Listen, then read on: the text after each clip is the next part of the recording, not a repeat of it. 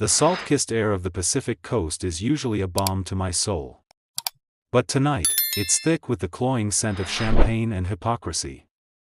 I'm standing on the immaculate, brand-new stone patio of Chad and Stacy Henderson's glass castle, the house that single-handedly ruined my view. The entire neighborhood is here for their housewarming gala, a celebration of their own opulence. I see them, my neighbors, people I've shared beers and barbecues with for years.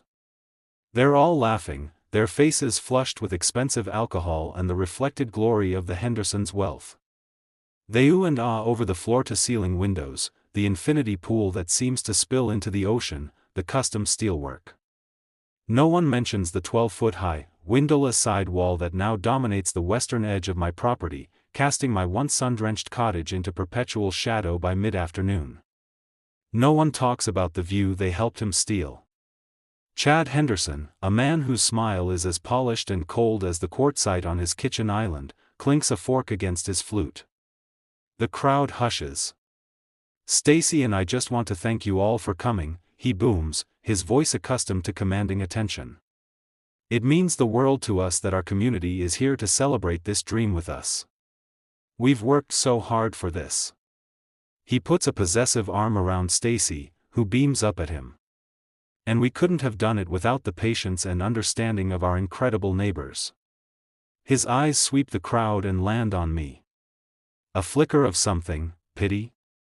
Condescension, crosses his face. "Which reminds me," he continues, his tone shifting to one of somber gravity. "I know our project hasn't been without its controversies. Leo, my friend." All heads turn to me. Leo Mercer. 42 years old. Former structural engineer, now a freelance architectural historian. A man who chose a modest life in a coastal cottage over a corner office, a choice they all viewed as a failure. "Leo," Chad says, his voice dripping with faux sympathy. "We know you've been upset about the view. And we get it, we really do. But sometimes, progress requires sacrifice. We can't all live in the past, clinging to what was. We have to build for the future. And frankly, a view is a luxury, not a right. We felt that maximizing the potential of our lot was our right as property owners.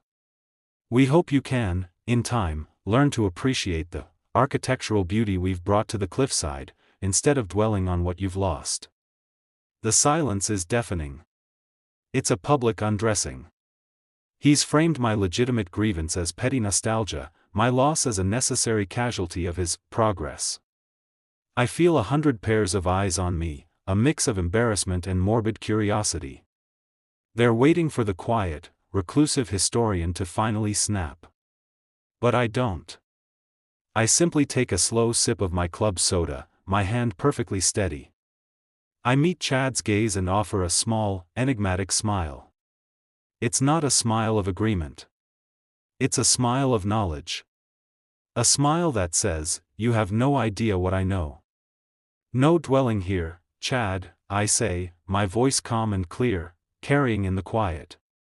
"I'm just admiring your foundations." The tension breaks. People titter nervously, thinking I've made a weak, technical joke. Chad's smile tightens, confused by my lack of outrage. He gives a dismissive nod and turns back to the crowd, launching back into his speech. But the hook is set. For me, and for everyone watching this later, the game is already afoot. The betrayal didn't start with that speech. It started 6 months ago, the day the Hendersons bought the lot next to mine. Chad, all manicured handshakes and perfect teeth, came over with a bottle of single malt. "Leo, buddy," he'd said, clapping me on the back like we were old fraternity brothers. "We're going to be neighbors. Stacy and I have seen your place from the road for years. That view is incredible. We want to build something that complements it, you know? Something low profile, respectful. We want to be a community." I was naive. I believed him. I even offered my expertise, given my background.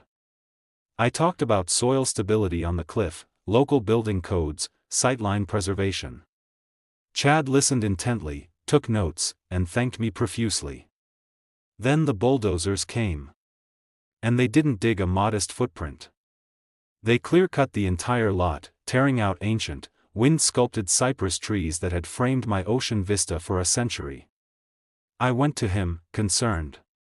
"Plans changed, Leo," he said, his tone now breezy and dismissive. "The architect came up with something more ambitious. Don't worry, you'll still get a sliver of a view." A sliver. The plans, when I finally strong-armed my way into seeing them, showed a 3-story, ultra-modern box that would effectively be a visual wall on my property line. I pleaded. I argued about the spirit of the neighborhood, about our gentleman's agreement.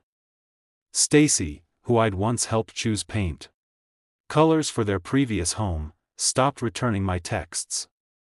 My other neighbors, the Johnsons and the Garcias, who would also be affected, suddenly became scarce. I later found out Chad had taken them out on his boat, the liquid asset, and assured them his project would double their property values. He'd bought their silence with the promise of future wealth. The final, deepest cut came from my own brother, Mark. A real estate lawyer. I'd asked him to look over the local ordinances, to see if there was any legal recourse. "Leo, come on," Mark had said on the phone, sounding exasperated. "Chad Henderson is a powerhouse. He's got the best lawyers money can buy. You're going to bankrupt yourself fighting this. Just let it go. It's a view. Is it really worth a war? My own flesh and blood. The trust one had in my community, in my own family, was exploited. They all saw me as the problem, the inconvenient pebble in the path of Henderson's progress. The betrayal wasn't just the loss of the view, it was the realization that every smile, every handshake, had been a calculated move in a game I didn't even know I was playing. The day the framing went up and my ocean vanished behind a skeleton of 2x6s, something in me broke. But it didn't break into pieces, it hardened into something cold, sharp, and patient. They had underestimated the quiet historian. My entire career was built on finding truths buried by time, on piecing together stories from fragments. A property dispute was, at its core, a historical research problem. I began in the county records office, a place Chad Henderson's high-priced lawyers had undoubtedly visited. They would have looked at the most recent surveys, the digital plats. They were men of the present. I am a man of the past. I went deeper.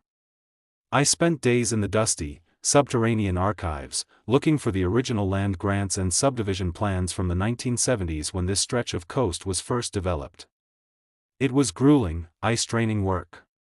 But then I found it. Filed in 1974, a final survey map for the Sea Cliff Vista Enclave, signed by a surveyor named Elias Finch. And tucked behind it, in a brittle manila envelope, was a handwritten addendum, a boundary clarification note. It stated that due to a significant, immovable granite outcrop on Lot 12, my lot, the western property line was not a straight run as depicted on the main plat, but jogged east by 6 inches at a specific marker, a brass cap set in the bedrock, to ensure buildable land on both lots. 6 inches. My heart hammered against my ribs. I carefully photographed the document with my phone, the flash illuminating the faded ink. The modern surveys, the ones Chad's team used, were all based on the simplified plat, not this clarifying note. It had been literally buried. That night, under the cover of darkness, I took a metal detector and a trowel to the base of the cliff, right where the Hendersons' new foundation met the wild brush of my property. After an hour of searching, I heard the sharp beep. I dug down, my fingers scraping against cold, unyielding granite. And there it was, a tarnished brass cap, stamped with Elias Finch's initials and the coordinates. I looked up. The massive, newly poured concrete foundation wall of the Henderson Monstrosity was, without a single doubt, 6 inches over my property line. I didn't whoop or cheer. I simply sat there in the dirt, a slow, cold smile spreading across my face. The stakes were everything, my home, my dignity, the last piece of my father's legacy. He'd left me this cottage.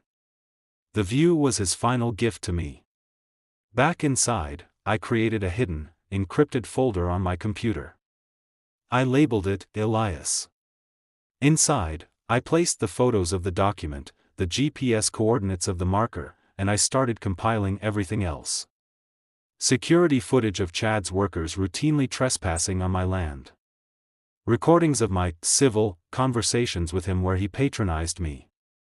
And I made a single, crucial phone call to a former colleague, a legendary, retired land rights attorney known as the bricklayer, for the impenetrable legal walls he built. Revenge, I was learning, was not an act of passion. It was a discipline. The glass castle was nearly complete.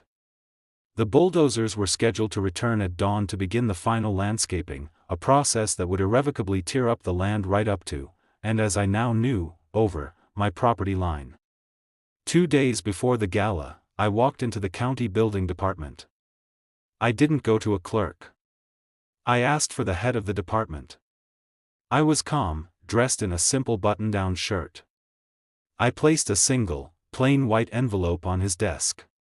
"My name is Leo Mercer," I said. "This is a formal notice of a property line discrepancy, supported by the original, filed surveyor's note from 1974, which supersedes all subsequent simplified plats. The structure at 2101 Ocean Vista Drive encroaches 6 inches onto my property at Lot 12. The department head, a weary-looking man named Bill, sighed as if I were another nuisance homeowner. He opened the envelope, skimmed the copy of the document, and then his demeanor changed. He read it again, more carefully. He looked at me, then back at the paper. This is Elias Finch's work," he murmured. "His notes are gospel in this county. If this is verified..." "The brass marker is in the ground," I said quietly. "You can verify it today." I didn't make a scene. I didn't threaten. I simply stated a fact and presented the evidence. I had just shifted the very ground beneath Chad Henderson's feet, and he was at home, picking out canapes for his party, utterly oblivious. The power had already changed hands. The envelope was the first domino, and I had just tipped it over in perfect silence. The morning after the gala, the bulldozers arrived. So did a county inspector, accompanied by a professional surveyor I had hired. I stood on my porch, sipping my coffee, as Chad Henderson stormed out of his house, his face a thundercloud. "What is the meaning of this, Leo?" he shouted, striding across my lawn. "You called the county on me? After last night? This is pathetic." The surveyor was already setting up his tripod over the brass cap. The inspector stood with a clipboard, looking stern. "Just a routine verification, Mr. Henderson," the inspector said. "Verification of what?" Chad spat. I walked down the porch steps, meeting him in my front yard. The morning was still, the only sound the distant crash of waves and the chugging of the idle bulldozer. "Of the actual property line, Chad," I said, my voice even. "Not the one you and your lawyers found convenient." He cycled through his emotions rapidly. First, there was anger. "This is harassment. I'll have your house for the legal fees. You're a bitter, lonely man, and you're trying to destroy my dream." The surveyor took his measurements, calling out numbers to the inspector. Chad's bluster continued until the surveyor looked up, his face grim. "Mr. Henderson," the surveyor said. "The foundation wall of your residence encroaches on this property by precisely 0.5 feet. 6 inches. Chad's face went white. The anger vanished, replaced by manipulation. "Leo, buddy," he said, his voice dropping, becoming conspiratorial. "Come on. 6 inches? It's nothing. It's a rounding error. Look, I was a jerk last night. I'm sorry. Let's be reasonable. I'll write you a check. Right now. Name your price. 50,000? 100? For 6 inches of dirt no one can even see." I just looked at him, my expression unchanging. It's not the dirt, Chad. It's the principle. You built on my land. His face contorted. The mask of the charming businessman fell away completely, revealing the petulant child beneath. He began begging. Leo, please. You don't understand. The bank, the loans are all tied to the completed project. Stacy, Sheil, if this stops, I'm ruined. Please. That's when I delivered the final blow. It's already stopped, Chad. The notice I filed triggers an automatic work stoppage on any structure with a verified encroachment. Furthermore, under the state's building code, a willful encroachment onto an adjacent property, especially after formal notice has been ignored, and our conversations, which I recorded for my own records, show you were repeatedly made aware of a potential line issue, allows the aggrieved party to seek not just an injunction, but demolition of the encroaching structure at the violator's expense. The blood drained from his face so completely I thought he might faint. Demolition, he whispered. You have two choices, I said, laying out the trap he had already sprung. You can attempt to buy this 6-inch strip from me. But given the nature of the encroachment, a foundational wall, the value isn't in the land. It's in the cost of demolishing and rebuilding that entire section of your house. My asking price would be $2 million. He stared at me, dumbstruck. Or, I continued, we go to court. Where I will be represented by Robert the bricklayer, Silvestri. You'll fight it, of course. And while you fight, this work stoppage remains in effect. Your loans will go into default. Your contractors will lien the property. And in the end, you will lose. The court will order you to demolish the encroaching section. And given that it's a load-bearing foundation wall, you're not looking at a section. You're looking at the entire western face of your house. Your glass castle will have to be torn down. Chad Henderson sank to his knees on my lawn. He finally understood. His downfall wasn't just inevitable, it was already happening. He had built his dream on a lie, and I held the truth that could reduce it to rubble. The news spread through our small community like a wildfire. The Johnsons and the Garcias, who had sided with Chad for a bump in their property value, now found their own values plummeting because of the blight of a half-built, legally embattled mansion next door. They didn't apologize to me, they just avoided me, their shame a tangible force. My brother Mark called. Leo, I heard. Is it true? 6 inches. It was true 6 months ago when I asked for your help, I said, my voice tired but firm. You told me to let it go. Why did you stay silent, Mark? Was it the boat rides? The promise of his business? There was a long pause. He offered to make me a partner in his next development, Mark admitted, his voice thick with shame. I'm sorry, Leo. I was an idiot. I chose a fantasy future over my own brother. That heart-to-heart was the closure I needed. He had justified his actions with greed, and in doing so, had exposed his own weakness. Most of our family, when they heard the full story, sided with me. They saw the calculated cruelty in Chad's actions and the quiet strength in my response. Stacy Henderson left Chad a week after the work stoppage. I saw her loading a suitcase into her car, her face streaked with tears. She didn't look at my house. The social media posts of their perfect life vanished. The community, so eager to bask in his glory, now shunned him completely.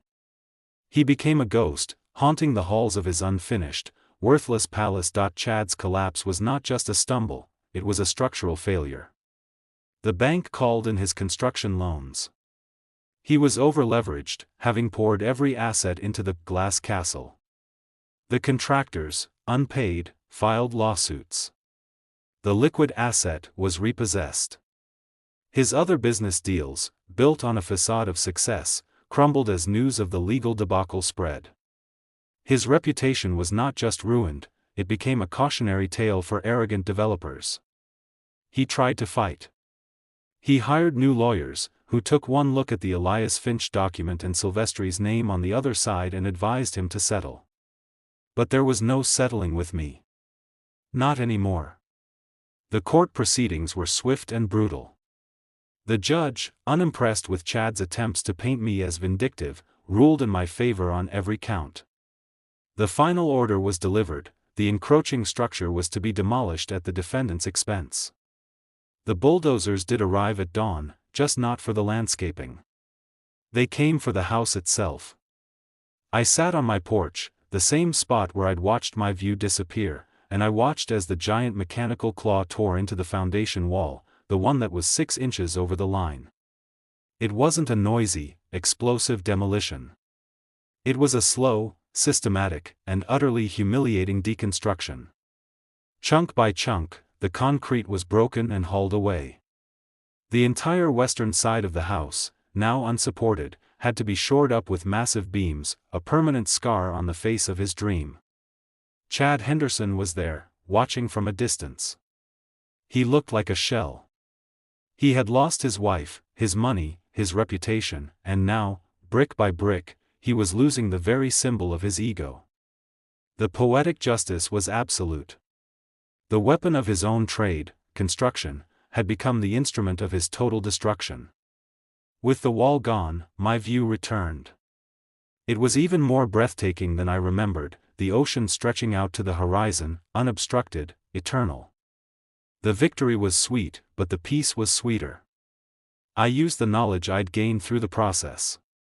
I filed a restrictive covenant on my own property, ensuring that no future structure could ever block the ocean view, preserving it not just for me, but for whoever came after me.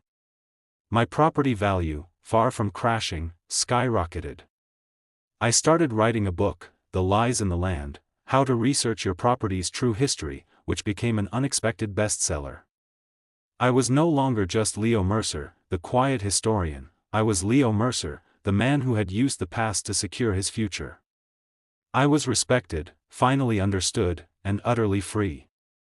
The Hendersons' lot was eventually sold at a bankruptcy auction for pennies on the dollar. A nice young couple bought it and, after consulting extensively with me, built a beautiful, single-story home that was set back from the cliff and designed to preserve both our views. We are now the best of neighbors. If you enjoyed this story of a quiet man fighting back, if you felt that catharsis when the bulldozers finally turned on the right house, then do me a favor, comment below with the word karma and subscribe to the channel for more stories where justice is served brutally and beautifully.